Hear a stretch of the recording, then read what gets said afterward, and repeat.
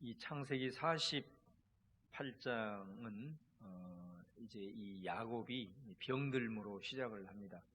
야곱이 병들었다는 소식을 듣고 이제 요셉이 그 두 아들을 대동을 하고 이제 아버지를 찾아오는 거죠. 요셉은 지금 애굽의 총리로서 국정을 다스리고 있기 때문에 야곱과 함께 이제 거주할 수는 없는 거고, 그래서 이 야곱이 병들자 이제 찾아오게 된 겁니다. 찾아오게 될 때에 뜻밖의 얘기를 하게 되는 거죠. 그 중에 하나가 뭐냐면은 원래 이스라엘에 12아들이 있는데 이 요셉의 아들, 두 아들, 므낫세와 에브라임, 이 두 아들은 이스라엘의 12지파가 될 거다. 그래서 일종의 양자처럼 손주임에도 불구하고 자기 아들들과 같은 동일한 위치에 요셉의 두 아들을 세우게 됩니다. 그래서 8절에서부터는 이 이스라엘의 12지파가 이제 된 이 요셉의 두 아들을 이제 축복하는, 이제 이 야곱이 이 축복이 굉장히 중요하잖아요. 모든 이 족장들은 항상 이렇게 자기가 나이가 들어서 죽을 때 하나님께 받았던 그 축복권을 자기 그 장자에게 이렇게 기도를 해줌으로 말미암아서 그 축복이 그대로 전수가 되는 그런 전통이 아브라함부터 이렇게 쭉 이어왔기 때문에 바로 이 요셉의 두 아들에게 야곱이 축복을 하는 것입니다. 마치 아들에게 하는 것처럼 그렇게 하고 있는 그런 장면입니다. 근데 오늘 이 말씀에 이렇게 보면은 요셉의 원래 장자는 므낫세죠. 므낫세인데 야곱이 오늘 말씀에 보면은 이 눈이 어두웠다 그랬습니다. 눈이 어둡다는 말은 우리가 이 말씀을 읽지 않았을 때는 누구를 생각할 수 있냐면 이삭을 생각할 수 있죠. 그 이삭이 눈이 어두워서 에서도 못 알아보고 그잖아요. 야곱도 못 알아보고 그래가지고 결국은 이 형제의 이게 불화가 생겼잖아요. 물론 거기에도 인간의 뜻을 넘어서는 비록 인간의 실수였지만 이 하나님의 섭리가 있었죠. 야곱을 택하신 하나님의 섭리가 있었지만은 이삭이 눈이 어두워서 아무튼 그 당시에는 에서를 알아보지 못하고 또 야곱에게 속고 뭐 이런 일로 인해서 굉장히 서로 이렇게 형제간의 불화가 생기는 그런 장면이 있었어요. 근데 오늘 말씀에도 보면은 10절에 이스라엘의 눈이 나이로 말미암아 어두워서 보지 못하더라. 그래서 요셉이 두 아들을 이제 친히 끌고 그 앞으로 이렇게 이제 인도를 하는 것입니다. 그래서 요셉은 당연히 장자가 오른손으로 축복을 받더라고요. 그러니까 항상 성경에도 보면은 이 오른손을 강조합니다. 이게 오른손. 오른손이 이 장자를 축복을 해야 되고 야곱의 왼손이 이제 차자를 축복을 해야 되는데 그래서 이제 그렇게 데리고 간 거예요. 야곱이 이렇게 손을 들면 오른손으로 장자의 머리에 얹을 수 있도록 요셉이 오늘 말씀 아주 자세하게 나와 있죠. 그렇게 데리고 간 겁니다. 데리고 갔는데 아니 야곱이 축복을 하는데 손을 엇바꾸어 버린 거예요. 눈도 잘 안 보이는데 이런 특이한 일이 일어나는 거죠. 그래서 요셉이 이제 기도가 끝나고 난 다음에 마음이 안 좋은 거예요. 아니 장자에게 오른손을 얹어서 축복을 해야 되는데 아버지가 이게 눈이 어두워서 그러나 이게 무슨 의도가 있어서 그러나 하면서 손을 엇바꿔서 축복을 해버리니까 요셉이 마음이 이제 좀 어떻게 보면 상한 거죠. 그랬을 때 비록 야곱은 육신의 눈은 어두웠지만은 이 야곱이 참 위대함은 뭐냐면 육신의 눈은 어두웠지만은 계속해서 이 사람은 나이가 들면 들수록 영의 눈은 더 깨어있는 사람이었다라는 겁니다. 비록 젊었을 때는 참 그 야곱이 파란만장한 인생이었잖아요. 때로는 그렇게 아버지를 속이고 형을 속이고 가서 고생하고 그랬지만은 그런 모든 험난한 세월을 거치면서 또 돌아와서도 자기 아들들에게 계속 속는 걸 보세요. 그죠? 요셉 사건들 통해서. 그래서 자기 자식들도 나중에는 믿지 못하는 막 이런 상황들이 발생을 하잖아요. 그러나 험난한 세월을 겪으면서 이 야곱 속에는 정말로 내가 정말로 의지하고 내가 바라보고 나의 소망은 야훼 하나님이라는 것을 더 깨달으면서 하나님에 대한 영적인 눈이 막 활짝활짝 열리는 걸 보게 됩니다. 그래서 여기서 뭐라고 그러냐면 나도 안다 그래. 요셉 너는 내가 지금 나이가 들어서 분별을 못하는 것처럼 생각하지 아니야. 나도 다 안다. 그 말은 무슨 말이겠어요? 야곱은 이미 기도 가운데 누가 장자의 권리를 행사해야 될지 하나님과의 관계 속에서 이미 음성을 듣고 있는 겁니다. 그래서 그 하나님의 음성에 따라서 그가 에브라임에게 축복을 하고 있는 것을 우리가 이제 볼 수가 있어요. 그래서 이 므낫세도 큰 지경을 형성하고 큰 지파를 형성하겠지만은 이 둘째인 아우가 더 큰 자가 되리라. 그렇게 되죠. 그래서 결국은 그 말씀대로 됩니다. 그래서 나중에 이스라엘을 뭐로 성경에는 불리고 있냐면 에브라임이라고 불러요. 그러니까 이 북쪽 이스라엘 전체의 대표 주자가 된 것을 우리가 이제 볼 수 있습니다. 여기서 이제 우리가 좀 기억할 것은 이 창세기에 나타난 독특한 모습이라는 거예요. 이게 뭐냐면 아브라함에서부터 이 장자권의 계승이 장자에게 간 적이 없어요. 이게 창세기의 아주 독특한 부분이에요. 여러분 아브라함의 아들 중에 원래 첫 번째는 이스마엘이거든요. 근데 이삭이 장자권을 가져가죠. 또 이삭의 아들도 원래 첫째가 누구예요? 에서예요, 에서.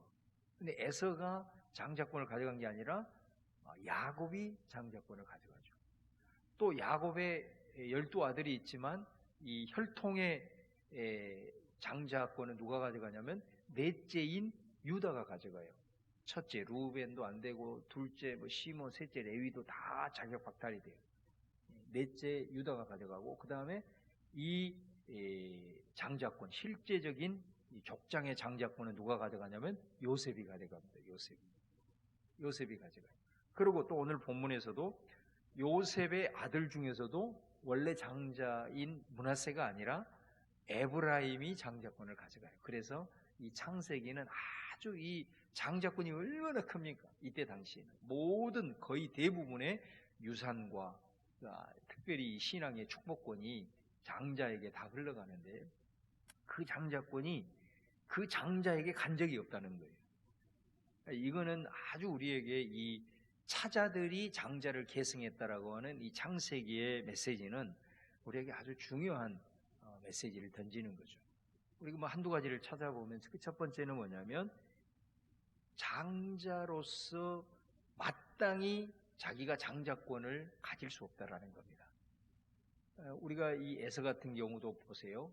또 그리고 야곱의 아들들을 보세요. 이런 아들들을 보면 장자의 그 권리를 그 직분을 소중하게 여기지를 못했어요. 마땅히 자기가 장자이기 때문에 그 장자의 복을 받을 것처럼 생각한 사람은 절대로 장자권을 못 받아요. 하나님께서 주신 이 장자의 권리, 이 직분을 소중하게 여겨야 된다는 것을 볼 수가 있어요. 에서처럼 팥죽 한 그릇에 팔아버리는 그렇게 경히 여기거나 그 장자권의 소중함을 알지 못하고 루벤처럼 그 막대기에 산다든가 또 아버지의 뜻을 순종하지 못하는 시몬과 레위온 이런 사람들의 모습으로는 하나님의 그 장자권으로서 주실 그 귀한 사명을 감당할 수 없기 때문에 장자라고 해서 마땅히 장자권을 행사할 것이다. 그건 천만의 말씀이다. 이 메시지를 던지는 거죠. 내게 주신 하나님의 그 직분을 귀하게 여길 때에 하나님께서는 그 직분을 통해서 그에게 복을 주실 뿐만 아니라 놀라운 하나님의 귀한 뜻을 이루어 간다라고 하는 메시지를 우리에게 던지고 있는 것을 볼 수가 있습니다. 그 다음에 또 한 가지는 뭐냐면 여기에는 우리 인간의 뜻으로는 헤아릴 수 없는 하나님의 섭리가 있다는 거죠. 하나님의 자유로운 결정. 인간의 뜻대로 모든 것들이 되어가는 것이 아니라 하나님의 역사는 하나님의 뜻대로 간다. 인간이 감히 측량하지 못할 그 하나님의 주권적인 섭리 가운데 이루어진다라는 것을 우리가 기억을 해야 된다.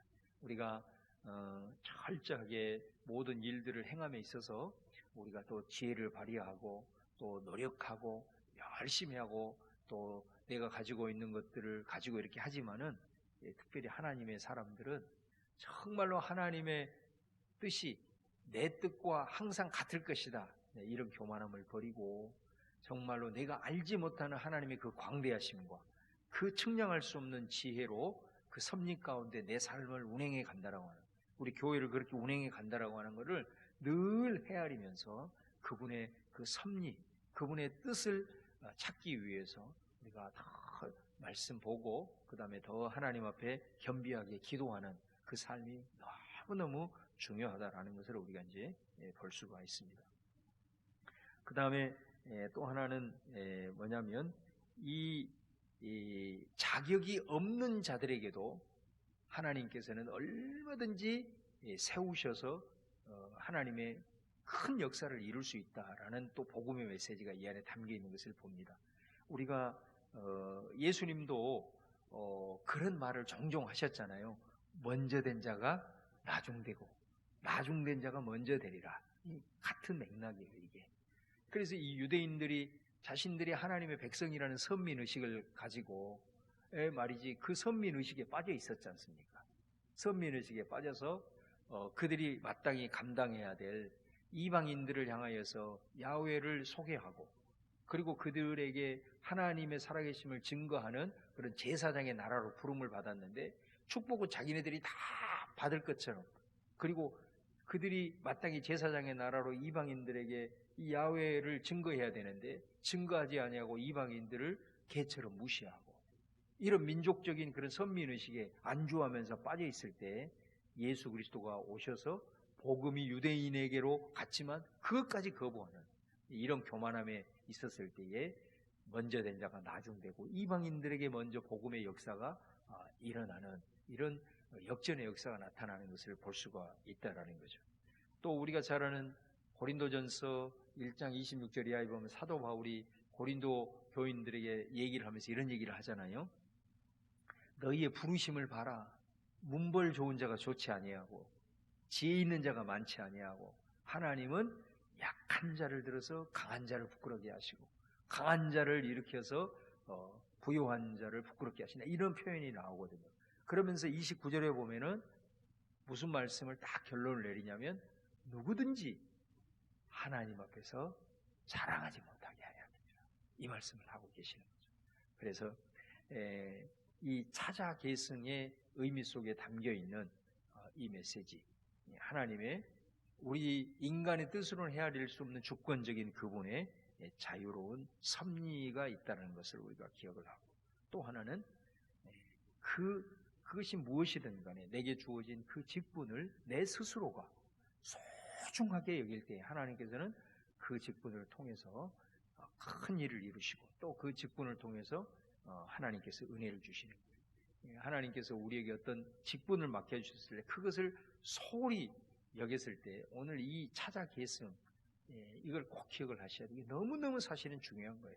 우리 주변에도 보면 직분을 맡은 다음에 오히려 더 이상해지는 분들이 계십니다. 그러면 절대로 안 돼요. 내게 주신 그 직분, 이거는 아무나 감당할 수 없는 거죠. 소중히 여겨야 돼요. 소중히. 내가 능력을 발휘하고 이건 둘째 문제예요. 하나님이 소중히 여기며 나아갈 때 그것을 통해서 크게 역사하시는 것을 우리가 이제 볼 수가 있습니다. 그리고 누구든지 하나님 앞에 자랑하지 못하게, 먼저 된 자가 나중되고 나중된 자가 먼저, 내가 비록 자격 없는 연약한 자일지라도 하나님 안에서는 아니에요.